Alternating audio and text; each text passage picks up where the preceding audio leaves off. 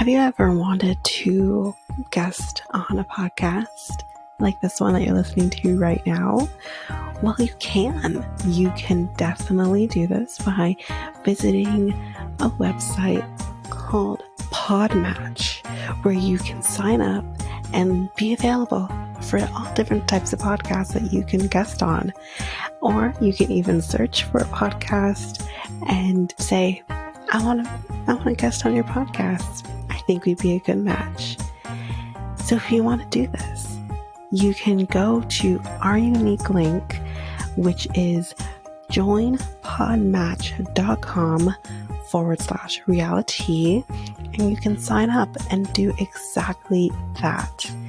And you can find us and you can guest on our podcast. So again, that unique link is www.joinpodmatch.com.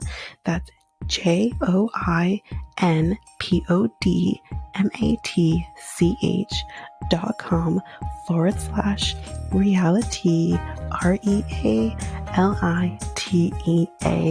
and you can be a guest on our podcast.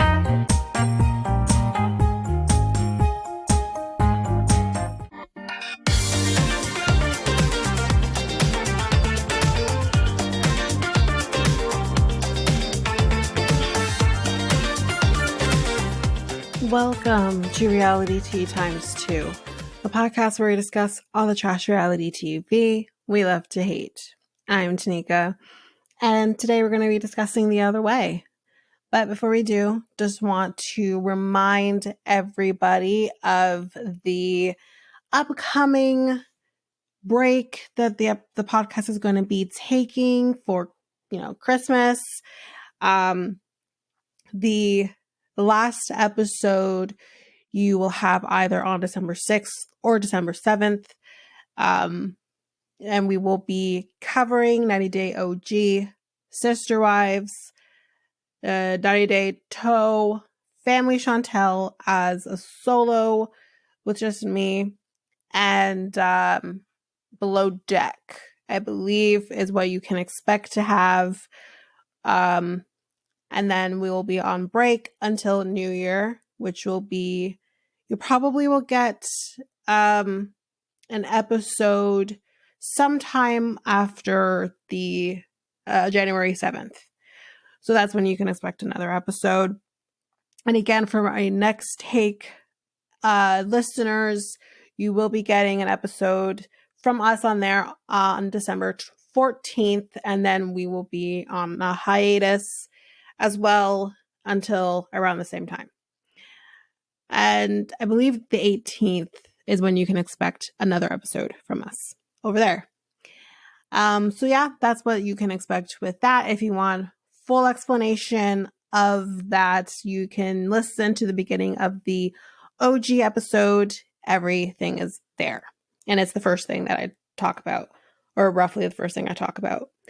As well, you can expect to have some episodes with respect to Selling Sunset at the latest Monday. So that's coming. And I think that's basically the main stuff there. I feel there was something else I discussed over there too. But anyway, that's what you can expect. So we're working on it. I have no hot goss to discuss with this episode, but we do have a couple memes that we'll discuss. Of course, most of the memes will be on our socials. So the first one.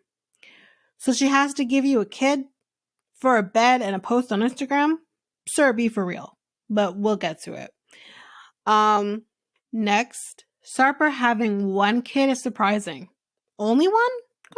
And that is it for that. So let's jump into the reason that we're here. 90 Day The Other Way, Season 5, Episode 18, The XXXY Files. Okay. So first we're with Sarper and Shekinah. So I yelled, sheep! They're sheep. So we're finally meeting some of his family. Finally. It's a holiday, he says, in Turkey, where they basically are celebrating the coming of spring. So how they do this is that they would write, like, I guess, messages or something on piece of paper. And I can't remember if he says if you burn them in order to get like your wish or whatever it was. So I'm not 100% sure there, but that's what I gathered. So he mentions that he is the only child for his parents, but he had his cousins were kind of like his siblings. And then we see some pictures of him as a child. We saw a picture with him and his parents, and I'm like, okay, this is a storyline that I care about. I don't give a shit about Instagram posts and Instagram stories and all this shit. I don't give a shit. This is what I'm here for. So, and then we meet his cousin, who's also, I don't know if his full name is actually Sarper, but they shortened it to Sarp. So I don't know. So then his family asks them, like, what are your plans in terms of having children? Because they do know, or they find out here that she does have a daughter, maybe potentially a son. And yeah, so there's that. So she says that she doesn't really know if she doesn't have any intentions of having another kid. And we just kind of see his head hang down. And I'm like, oh. But what does he want? His family asks. And he says, you know what? Let's just change the subject right now. He says that he was planning to talk to her about this subject, but he was waiting for the right time to have that conversation. He does say that he wants a child of his own. So yeah. So now it's wish time, I guess. And he writes down his wish, and I think it's his cousin says, well, you have to write a name. It has to be precise. And he says, I don't know his name. And we're like, his name? Who's him? And we find out here that apparently Sarper has a son. And he might be about 24 or 25 years old. And then we get the backstory. So he says that I was on vacation in Russia, I think it was in Russia, in 1998, where he met a girl, or maybe a woman, because from my understanding, she's older than he was, is, and they had lots of sex, y'all, but he didn't know that at the time, her intention was to get pregnant. This is what he says. And he says that about 4 months later, he got an email from her saying that she was pregnant and that he had no obligation to her or their child. And he said he got scared and decided to delete his entire email. So he couldn't email her, she couldn't email him, and he thought that maybe she just dropped this baby on his lap, and he was freaked out by this. But he says that about 5 years later, he felt regretful, and he did try to find her, but he couldn't because, well, he only had a first name. He didn't have her last name. So what I do want to talk about here is his whole thing about her wanting to get pregnant and having sex with this 18-year-old kid in order to get that. Do I think that's a possibility? Yes. Is he a good historian? No. But I do think it can be a possibility, especially more so, if anything, that her being older. If she was like his age, there's absolutely no way. But if she was older, yes, I can see that being a possibility. But I don't know. I don't know her. I can't speak to that. Would I do that? No. But that's me. it's a different situation. I don't know, but I don't know. I don't know what else to say because it could go. It could be that they had unprotected sex and were being stupid and she got pregnant accidentally or whatever, or she was intending to get pregnant, which is an issue all of in itself if she really was trying to do that. That feels, and yeah, you can say all you want, like you have no obligation, and you can be truthful about that 100%. I'm not getting on her on that, um, but he's always gonna have this thing in the back of his mind of I have a kid out there that I don't know, and that bothers me. That's definitely a possibility, and I don't want to take that away from him. But anyway, we'll see how that goes. But so now we're in the next scene, and we're back at their place. They got their new bed, and he brings up the whole situation with having children. And he asks her, is it impossible for you to have a child, mentally speaking? And she says that she doesn't want to start all over again. She just wants to focus on him and their relationship. She doesn't want to focus on a child. And she says a child's a lot. And he says that he wants to carry on the family legacy. So for me, I feel like, okay, do you want to have a kid because you want to experience being a father? Or do you want to have a kid because you want to carry on the family name because the family name ends with you? Like, which is it? That to me, that's not enough of a reason for me to have a child with a person, especially if I know that I don't want to have another child right now or ever again. You know what I mean? So I feel like this is all a pride and ego thing more than he actually really wants to be a father. She tells him, may I remind you that when we met, we had this conversation about children and whether or not we were going to have kids. And I told you that I didn't want to have kids. And you seem to agree with that or whatever. And he says, well, may I remind you that I was trying to get fucked. I was trying to accomplish a one night stand here. I'm going to tell you whatever the fuck you want to hear. Which, thank you. Thank you for pointing that out, Sarp, because this is exactly it. Shekinah, you knew that this was a one night stand. You kind of all but said that, pretty much, when you first met him. And where in what world did you guys talk about kids when you met this guy for the first time and you fucked him immediately? Where did y'all talk about having kids? I'm curious. I actually want to know because I don't buy it. I don't buy it for a second that you actually had a meaningful conversation about potential family planning or lack thereof. I'm confused.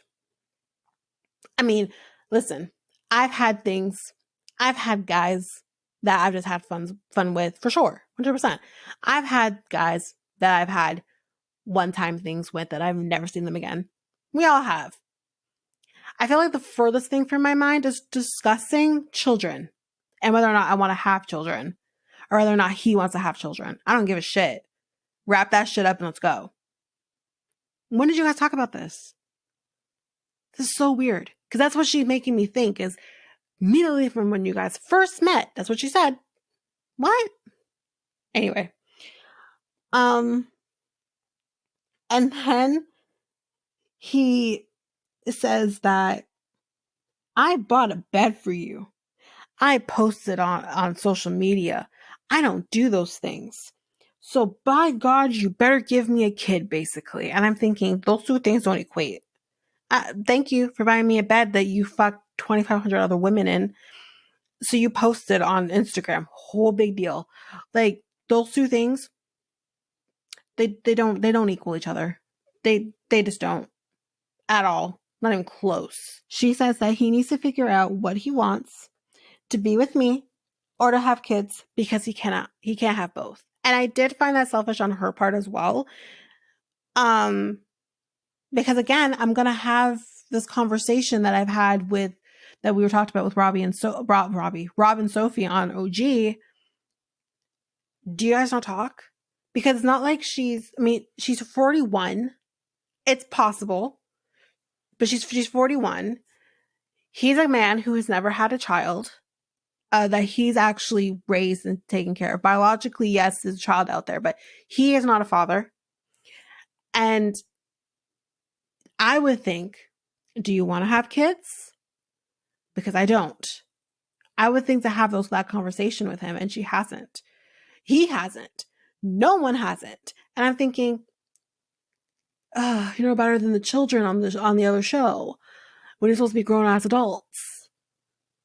Like, it's so stupid to me. People talk to each other some more, please. When you're in a relationship with somebody, especially if you're starting out, and you need to iron out those kinks before you make drastic moves in your relationship, like this one.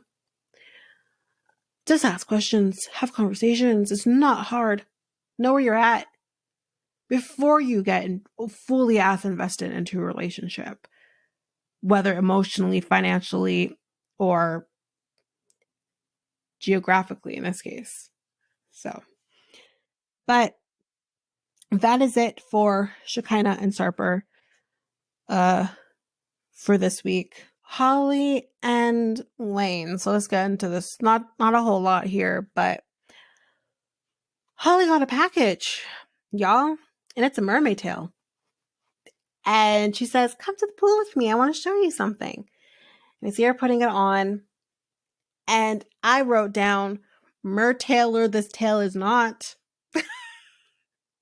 For those people who watch Mer People, I loved that show. Oh, I hope they come out with more. I loved it so much. But yeah, I said Mer-Tailor, this tail is absolutely not. And I also wrote, my girl could not swim with that tail on. She couldn't do it. You know how much arm strength, for those who watch Mer People, you do know. But you know how much arm strength you need to have? How much core strength you need to have? My girl can't do it. No, she would sink. She would drown. This is just not gonna happen. But yeah, I wrote that. And so yeah, the dog seems to like her tail. And Holly says, this will cheer her up. It's been hard. It's been difficult. And yeah, so this will cheer her up. And he thinks that, her mom kind of pushed her into feeling the way she does about South Africa. So, try to change her perspective. But he does feel like she's not trying hard enough to adapt to living in a different country. And he says, go out with friends. She said, what friends? And he's like, I gave you a friend. You gave her a friend? Fuck. And she tells him, I'm not adapting well. I'm depressed. I don't know if I can do this much longer. And she just doesn't think that she can make it happen, make it work in South Africa. So the next scene that we see is, just to keep the days going by, she paints stuff, no biggie. She just paints some stupid stuff, and she does that. But she says she wants to go back. She's made up her mind. She wants to go back to America. And I said, so wait, you couldn't even tell him that you are deciding, you're choosing to make a decision before making the decision to move back to America? You just made up your mind and said, I'm leaving whether you come or not, basically. But that's basically what she's saying. And then we see that the power has gone out. And she says, you're lucky right now if you get even 5 hours of power a day. Oh my God, how do you live? You need electricity to do anything. How do you live like that? I understand the frustration. Wow.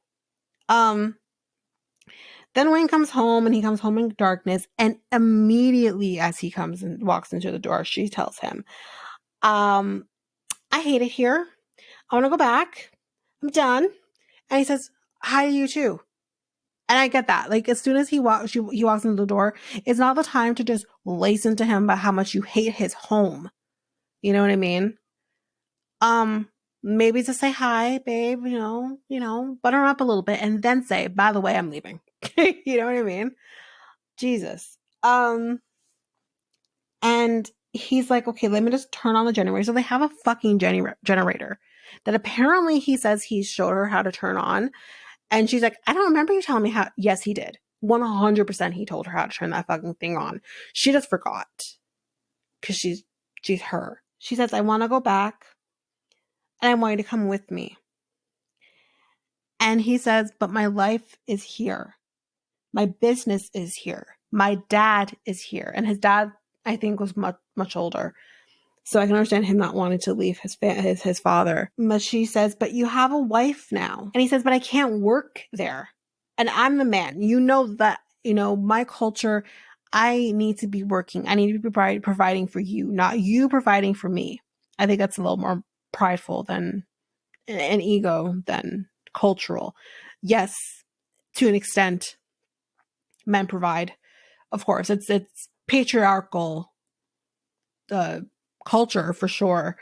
I'm not denying that at all, but I do think for Wayne, it's a little bit more ego and pride. Because Sinjin had no problem. Sinjin had no issues. Because that guy was not working. Anyway. So she doesn't want to try any longer. She doesn't want to try to stay in South Africa anymore. And I just want to go. And I want you to come.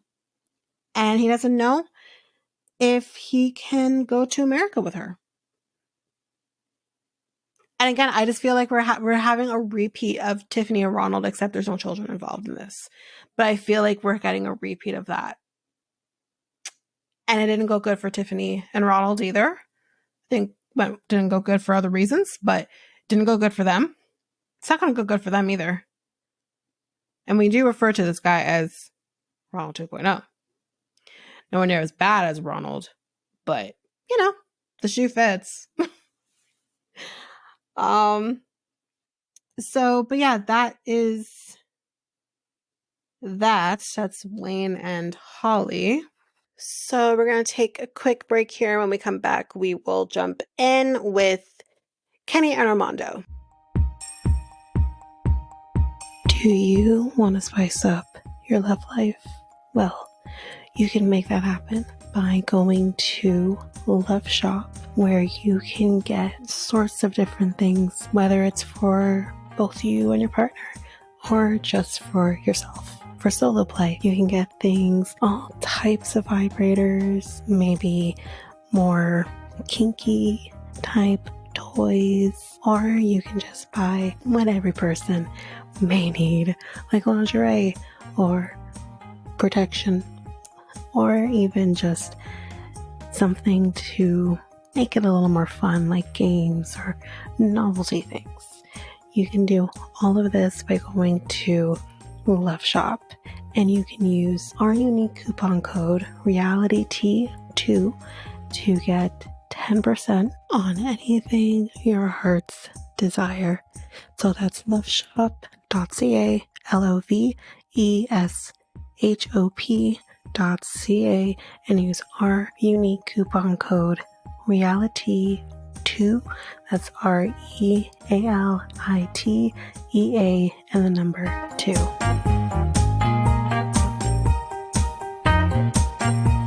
And we are back. So let's jump in with Kenny and Armando. Per usual, it's not a lot to talk about, but I really love this segment. So they are meeting with their potential surrogate. Her name is Hema. And they didn't meet with her the previous day, but they said it was very formal, more of like an interview type feeling. And she was very nervous, maybe a little stiff. So they ended up doing the meeting up again so that they could be a little more lax and get to know her. So they start talking about the fact that surrogacy in Mexico is very unheard of. It's very rare. And they do ask her whether or not, she has people who are kind of against her doing this. And she says that there are people who are judging her for sure, but she says that the people that matter are supporting her. They do really like her for the fact that she speaks English for Kenny, and two, that she has had pregnancies before. She's has her own children, so she gets the idea of what to expect while being pregnant. So, Armando does say that his aunt, once they heard about their plans to have a child through surrogacy, that his aunt said, well, I just don't know how I don't know why I gave her a country accent here, but so I just don't know why or how a woman can give up her child. Well, I understand that this is rare. Maybe this is just unheard of, but she's not giving up her child. She's providing a child for a couple who maybe can't do it on their own. And that doesn't just go for gay couples. That goes for even heterosexual couples who maybe can't do it on their own. It's a beautiful gift that someone does, and it can be scary for both parties. But, once it's, when it's done right and it's done with a person who is trustworthy and isn't going to do you wrong, it's a beautiful thing. So Emma says that her sister actually said, like, you're crazy. And, won't you feel anything when you give this child up? And she says, of course I am. But I will have my mind in a place where she will be able to let go. She said, it will be hard because it's a baby. But I know that I'm doing this with love. And I'm doing this to provide a child for you. She says that what she would do in her pregnancies with her children is that she would play music for the baby, and that this is something that she would do for their baby. And that's partially why also, because she would be treating this to some extent as she did with her previous pregnancies, but it just will be a little different. But Armando gets very emotional when he hears her say this, because he says, what she says that she would do for this child, what she's done for her own children, is what Hannah's mom would do for her. And he gets very emotional at this. So he tells her, you're not just going to be an oven. We are going to want to build a connection with you. They expect, or they hope, that she would be in their lives long past the 9 months that she would be carrying their child. Kenny says he loves emotional people. Well, that's because he himself is emotional. And they are going to be making a decision very, very quickly, and they will, I guess, get back to her. But that's it for Kenny and Armando. I really loved her. I think I have no red flags about her. I think she's a great person. They seem to connect really well. And I'm invested in her life at this point. I want her happiness, whatever her happiness is. But yeah, that's basically it for Kenny and Armando for this week. Now, let's end this off with Brandan and Mary. So we see Mary making the frog adobo. And mom comes out saying, I got you some stuff. And she got him some American food, some comfort food. So they're eating the adobo, and they have told his mom that it's baby chicken. And she says, I really have an issue with the fact that it's baby chickens because, like, they're babies. And Brandan says, well, maybe you'll be happy to know that there's actually not baby chickens. It's actually frogs. And she says, oh, well, then I'm fine eating frogs then. Who cares? And And then Mary kind of asks his mom, do you like it? And she says, mm-hmm. But then when Brandan says, you do? She's like, mm-hmm, yeah, it tastes good. She actually engages in a conversation with Brandan, but doesn't with Mary. And I actually have to say, like, listen, I get why she is so standoffish with her, but you're acting like a child. Grow up. You're the adult in this situation. Talk to her. She's actually trying to talk to you. So I have to give Mary props, or props are due. So later that night, Brandan and his mom are going to get some street foods, and she did so well with the adobo. And it's all innards. It's all chicken innards, and she doesn't want to do it, but she does say, okay, I'll try the liver. And she says, I can't believe he lives here. Why? Why can't you believe it? Like, I mean, he's your kid, and he seems to really adapt well to things that, in ways that I couldn't. So I have to say that off the bat. But he's adapting. So why are you surprised that he can adapt? That's basically all he's done, is adapt to a different life. Anyway, she tells him that, you know, I didn't imagine you living here when you were little. And she also says, I also didn't imagine being an addict. And we find out that she would leave him alone with his younger siblings in order to get high. And what ended up happening is that child services comes in, takes the kids, and yeah, that's what happened. She tells him, you know, you don't stop using by not using, but you stop using by establishing a life that makes you not want to use. It's perfect. And she says the only thing that would make life complete is establishing a relationship with you. But he tells her here, in order to do that, you need to be able to connect and bond with Mary. And I think that's a fair thing, especially because she is not entitled to be in his life with everything that has happened. He is allowing it to happen. But here are the guidelines in order for you to do that. Try to open up to the woman I'm marrying and is going to be the mother of your grandchild. Do it. So she agrees. And he says, like, I don't want you to not be a part of our child's lives because you refuse to be in her, you know, to be civil with her. And she understands this and says that I will try to build a healthy relationship with her.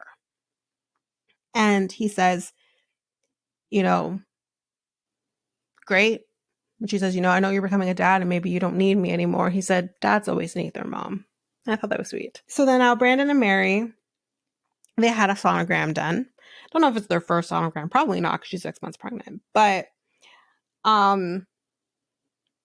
they are now going to be doing kind of this gender reveal with his mom at like a restaurant. But Brandan and Mary have a bet. So the bet is, first of all, let's do this. She thinks it's a boy. He thinks it's a girl. So if she's wrong, she gets a pie in the face. If he's wrong, he gets a pie in the face. That's what happens. So his mom is going to be the one that's going to reveal gender to them. Because it's in an envelope.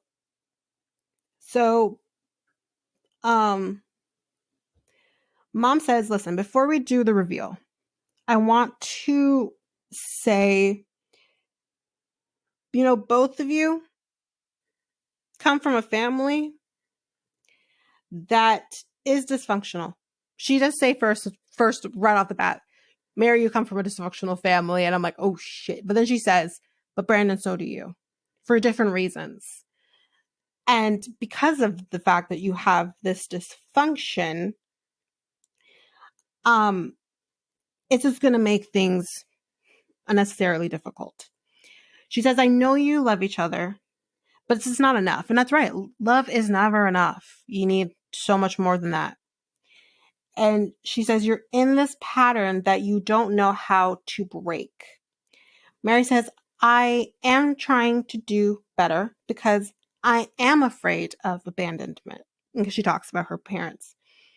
And his mom says, I think you both should do individual therapy. I think you both would benefit from it because I think you guys would be so pleasantly surprised to see that when you do this individual therapy, your relationship is going to benefit from it.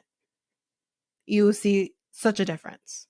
I think that's finally someone tells them to get therapy. Fuck. So now we're going to do the reveal. And oh yes, they do say that they're open and grateful to her saying this, and they're open to doing individual therapy. So yeah, gender reveal time. And guess what, guys? Drumroll, please. It is a girl. And that means that Mary got a pie to the face. And yeah, but she does get pie in his face because why not? And he said, fuck you. Why do I get a pie in the face? I didn't lose. Well, you both made this baby, so in so many ways you kind of are. Yeah, okay. Never mind. Babies are a blessing. But that's basically it for Toe this week. Next time on. So there's cow dung in TJ and Kimberly's kitchen because they're going to be blessing the house. No, thank you. No, because Kim says cow dung will never be in my house again. So then we see Danielle and Johan are going to be fighting dressed as an elf and Santa Claus. It's the most wonderful time of the year, right? Brennan and Mary got in a fight the day before their wedding. So, per usual. And Sarper tells Shekinah that if you don't want to have a kid with me, then go back to your country. Shit. So, yeah. And an asshole, I guess, right? But that is it for Toe for this week. So if you like what you heard, please rate, review, and subscribe to the podcast. And you can rate a review on either Apple Podcasts or Spotify. And I have a new thing that I want to start trying, and that is that every 4 or 5 star review that we get, I'll read it on the podcast. So if you want to hear your review on the podcast, please rate and review on Apple Podcasts or Spotify or wherever you're able to rate and review. And if you want to connect with us, you can do so by going to Reality Tea Times 2 on Facebook, Reality Tea Times 2 podcast on Instagram or Threads, Reality Tea Times 2 pod on Twitter. You can also find us on Reddit at Reality Tea Times 2 pod. And you can also email us at realityteatimes2@hotmail.com. And don't forget, you can find us on YouTube at Reality Tea Times 2. You can also subscribe, like, comment on there as well. We greatly appreciate that. And don't forget that I do have another podcast with my friend Mikkel called Next Take Podcast, where we talk about all kinds of different things. We currently have, this number can definitely change, but we currently have about 8 episodes. Roughly, we've talked about all kinds of different things. We have a lot of fun over there. So please go take a listen to us over at Next Take Podcast, which you can find us on YouTube at Next Take Podcast. You can also find us on our website, solo.to/Next Take Podcast. And don't forget, we have a website, and that is at solo.to/Reality Tea Times 2. And we also have a Discord And I believe that's Reality Tea times 2 as well. So you can find us there. But that's basically it. That's all the stuff. Of course, everything here that I've just listed will be in our show notes. All discount codes, special links to everything that we put in our ads are also in our show notes. And yeah, that's basically it, guys. Thanks so much. Bye.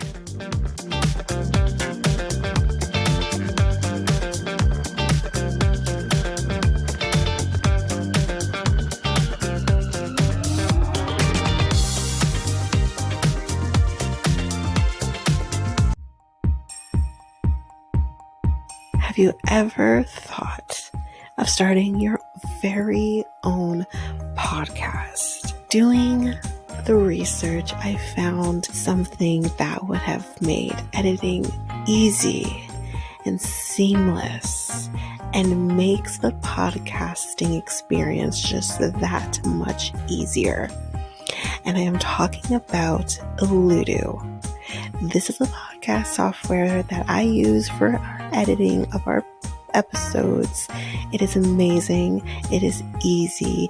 You're also able to get help from doing chats and getting the information that maybe you just need a little more help with.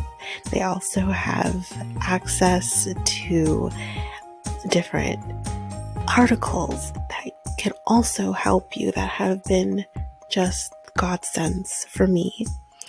Also with Ludo, you can create clips. You can do your ads, that's like this very one I'm doing right now.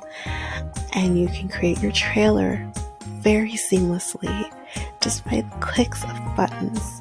You can also use Ludo to publish your episodes just straight from the software.